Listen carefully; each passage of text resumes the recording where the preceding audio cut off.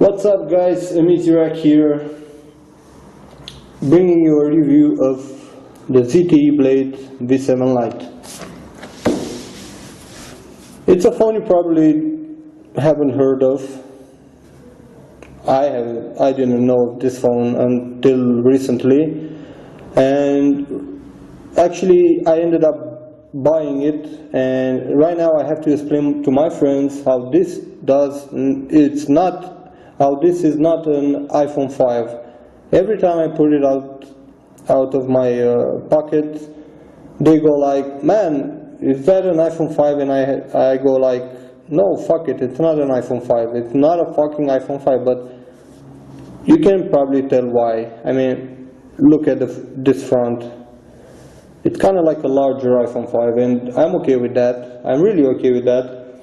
If you can make a phone to look like an iPhone or an S7 Edge or stuff like that, just do it. Fuck copyright infringement, fuck the design department, just go with the stuff that you know it's good looking, and don't make an ugly phone just because, I don't know, you think you'll do better. Or sometimes the phone manufacturers actually do better, but in most of the cases they just ruin otherwise good looking phone. So yeah, I'm okay with them going for this iPhone look.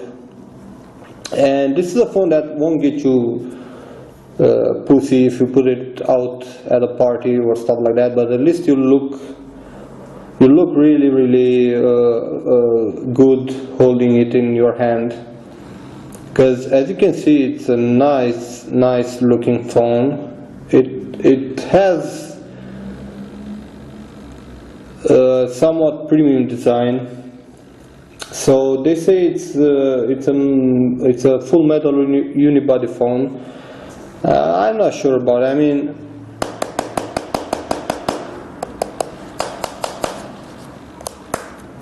I don't know if this is metal or plastic, but it's nicely polished and it looks really good.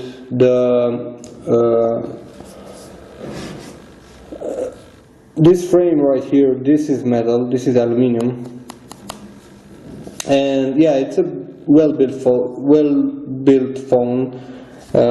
As you can see, on the left side you have the volume rockers, which is really nicely put together. I mean, you can press this a million times a day and I'm sure it will be it won't even budge. I mean, it's nicely built. On the other side we have the power button and the SIM tray, which is dual nano SIM, or you can put a single nano SIM in it and add more space, which is needed. If you get the model that I have here has 8 gigs of internal storage, and the operating system uses about 5 gigs out of that, and you're left with 3 gigs of storage, which is, it's bad. I mean, you definitely need to put more storage in this phone. And right now, looking at the front, we have a flash right here for the 5 megapixel front-facing camera, and we have here we have the proximity and the light sensor. Yeah, believe it or not, this is an entry-level phone. I'm just gonna tell you guys this. It's an entry-level phone, costs about 130 euros. If you translate that in dollars, it's about $1 million. No, I'm just kidding. It's $130 as well. And yeah, this fucking entry-level phone has a flashlight for the front-facing camera and a light sensor right here in the front. And I always said, if you make a phone, add a fucking auto brightness adjustment to the phone. Don't make, I mean, I'm lazy, so I don't want to, you know, scroll down and adjust the light. Just give it a fucking light sensor and let the phone adjust the brightness for himself. And right, at the back side we have a flash 13 megapixel camera, and again, believe it or not, a fingerprint reader on an entry-level phone. Yep, it's a fingerprint reader. And down here we see that it's designed by Munich Design Center. So the Germans and the Chinese working together to build a phone. That's nice. And on top we have the headphone jack right here. See Apple? See this? See this tiny hole here? This is good. Not having this is bad. This, good. Not having this, bad. And down here we have the USB port, not USB Type-C, but USB and the microphone. And yeah, nice looking phone, nice build quality, kinda has a premium look, but if you look closely, the first thing that caught my attention is the thickness of the phone. I mean, just look at it. 7.9 millimeter and 135 grams, and I'm just gonna put out my finger here and show you guys what I'm on about. See? And here's my little finger, and yeah, you get the idea. So yeah, it's a really thin phone. And again, here on the front we have the home button, which is lighted, and here and here, so here and here we have two other buttons, which is a multitask and the back button, or you can switch them around. You get the ideas. So yeah, it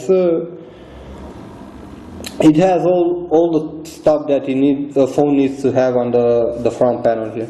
And let's open the screen. 5-inch IPS LCD screen, covered by a 2.5D glass, and you can see it's not bezel-less, so you can see some people will have a problem with this bezel. I mean, it's kind of bad, but like I said, it's an entry-level device. So here I'm going to show you guys. See, there's the black spot that goes around the screen. See? And yeah, so 5-inch LCD, IPS LCD, and the fingerprint, because I have fingerprint lock on this phone. You can't unlock the phone by pressing the fingerprint, you see? Nothing. So you actually have to power the screen and then use the fingerprint. And presto, it's unlocked. And it's a fairly fast fingerprint reader. You can double tap to wake, and just look. See? So lock, unlock. See? Which is nice. I mean, for an entry-level phone, again, that's a really good feature to have.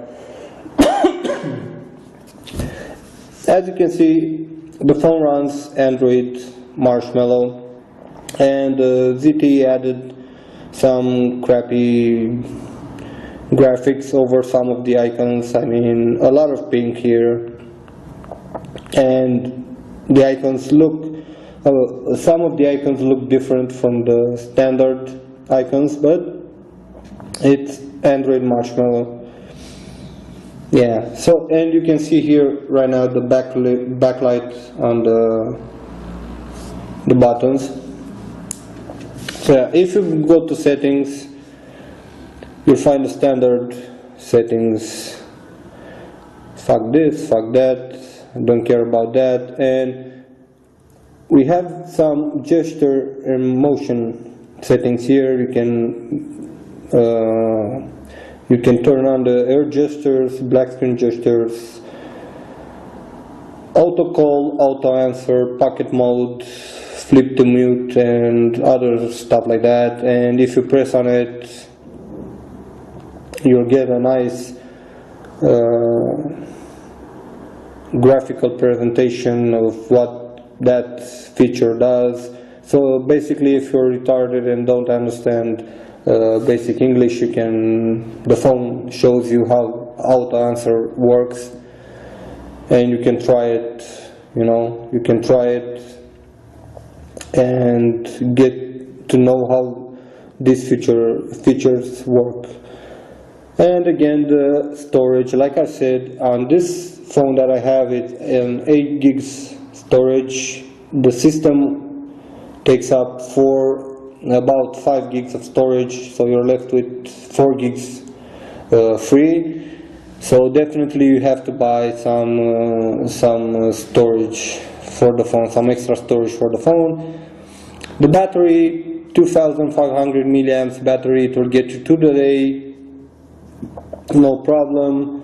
If you're not a power user, and you definitely won't buy this phone if you buy this phone, you don't buy it for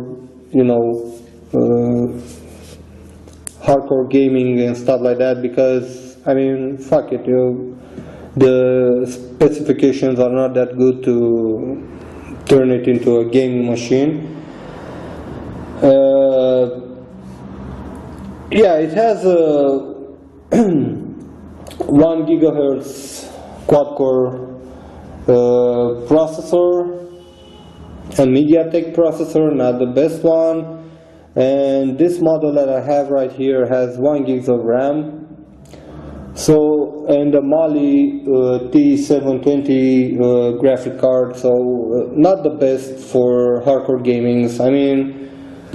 And if you buy an entry-level phone, that definitely you won't use it. You won't buy it to fucking play all day long. You just buy it because you want a phone to work as a phone, and that's it. Just for browsing, emails, stuff like that. Okay, and there's another feature I want to show you guys in the options. It's the fingerprint, and you can find the feature here as well. It's called the fingerprint box right here, and if you click on it, let me show you. You get to this screen, which is unlocked by your fingerprint, and here you have the fingerprint reader options. You can unlock the phone, you can launch encrypted apps, you can lock the app that you want with your fingerprint and open it with your fingerprint. Again, you can use fingerprint to launch a corresponding app when the screen is locked or turned off. You can do more operations by touching the fingerprint sensor, like launching the camera and stuff like that. And the best part is that you have a privacy setting, meaning that you can add here, you can add contacts, messages, pictures of your penis or naked girlfriend or stuff like that, and the phone will move them to a personal vault, and they'll disappear from your gallery or wherever you have them, and they'll be moved to that vault, and you can't see the stuff in that vault without using your fingerprint. So yeah, that's a nice feature. That's a really nice feature that I love a lot. So yeah, more porn for your phone being kept safe from your parents or whatever. Yeah. What other feature does the phone have? Well, there's not much else to say. In Antutu you'll get a score. I got a score about 23,000. Actually 23 and 300,000, which is not the best, but again it's an entry-level device.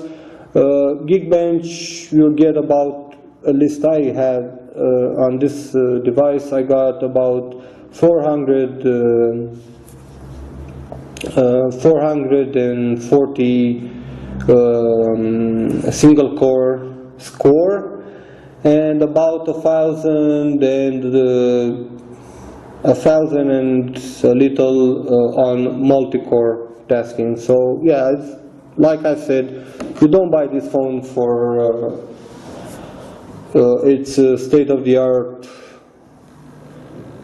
hardware. You just buy it because it's an affordable phone. You can buy it for your kids, your girlfriend. If you're not making $1 million income a year, you can actually buy this, you know, for your girlfriend and hope to get some pussy out of it. So yeah, I know some of you guys like to see what's in the box that comes with the phone. So this is the box, yeah, and as you can see on the back, fingerprint, metal unibody. I don't know if it's metal, like I said.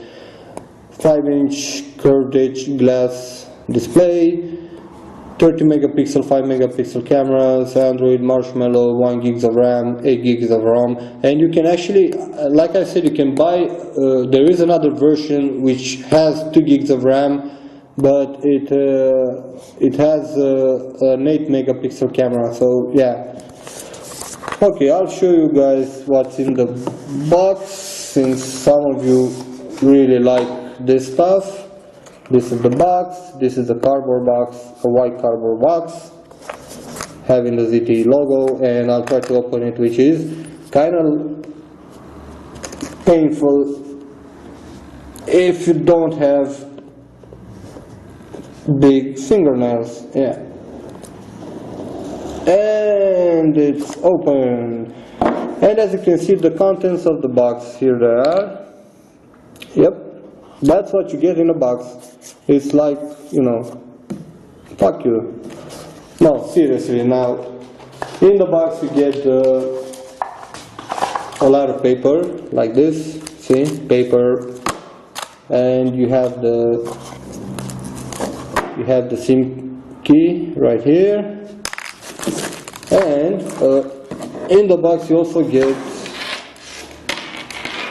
the headphones, which are these. I mean, it's earplug headphones with the commands on the cable right here. And the good thing about this is that it's a flat cable. It's not a round cable, so it will untangle. It won't, you know, you can make it like this and see, magic. Okay, you also get a charger. It's not a fast charger, see, it's not a fast charger, and the charging cable, which doubles as an USB data cable. See, you just plug it in here and you get to charge the phone with it. That's it. That's all that you get in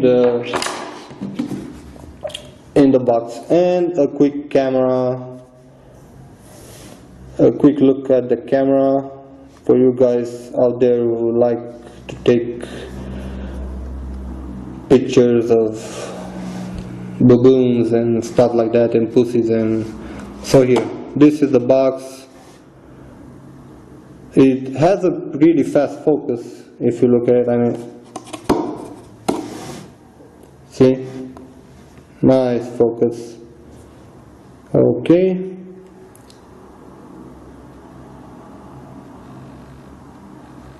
and this is the picture. Let me show you guys. See, nice details, really nice details. But again, you can see, if you zoom out a lot, you can actually see the pixels, and the image gets all blurry, see. But then again, I'll do one with the flash right now. Let's turn the flash on.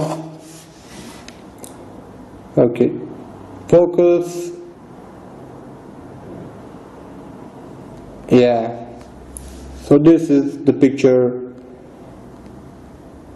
with the flash on. So as you can see, it all depends on the light that you have, the more the light, the more better the picture gets. But again, here you can actually see when you zoom out, you can see the pixels. I mean, look, I don't know if you guys can see this. Yeah. And the video camera,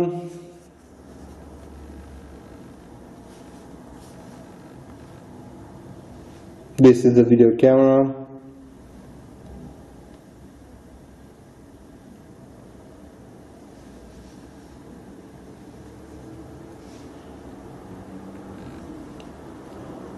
So let's see.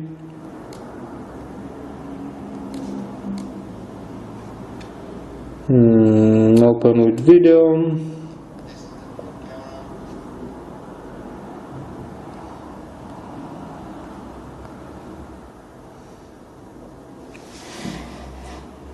Yeah. So it's acceptable. And now I'm gonna use the front-facing camera, and I'm gonna do a photo. Here's an ugly face for you guys.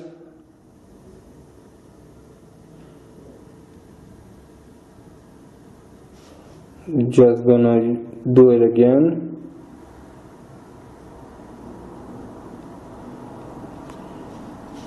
So yeah, here's the photo. Just a second.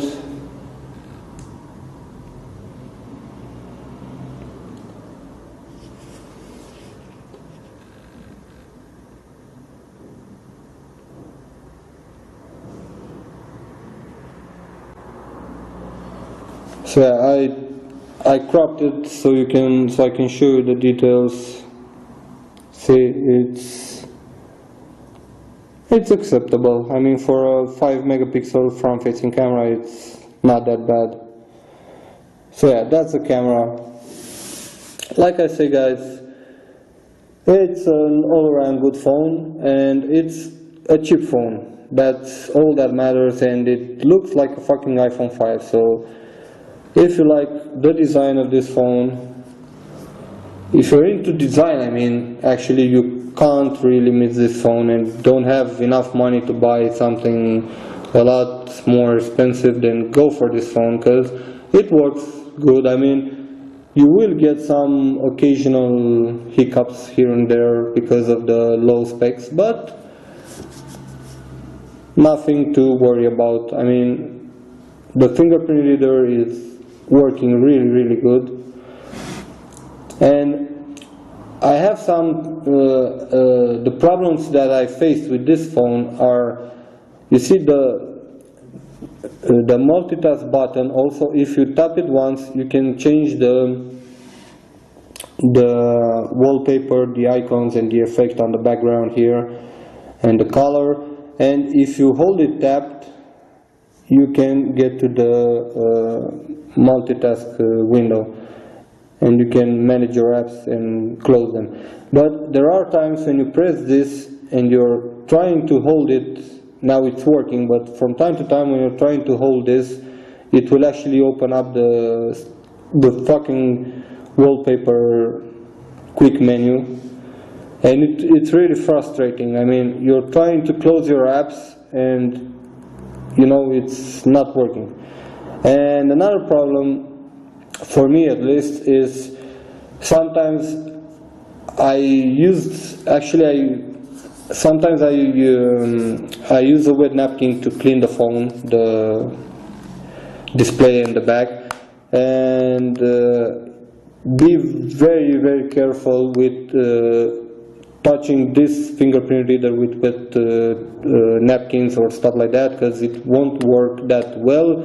Sometimes it does tend to not work, but I found that if you scrape it like this, I don't know if you guys can see, if you scrape it like this with your fingernail, it will actually come back to life when that happens. And I think I might have broken it when I use the wet napkin to clean the back of the phone. But if you guys encounter this problem, just scrap it, do this. You know, it's like getting pussy wet, you know. Just do this, and it will work eventually. And again, another problem that I had when using this phone, as you can see, the phone actually moves really good for a 1 GHz processor and memory phone. See? Again, the apps will open slower than on other more expensive phones. And the lag that I have right now is because I have so little space left, free space of memory. But it works. I mean, it takes a lot to make this phone. If you use it just for, like I said, calls and internet, it's really hard to make this phone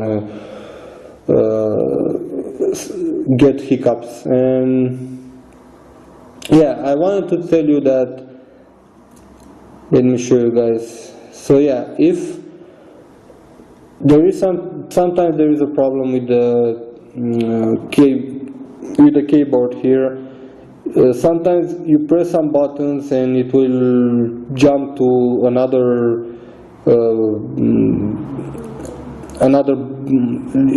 it will jump to other buttons, or it will close the keyboard or the screen entirely, or it will open up, I don't know, something else, or it will do this.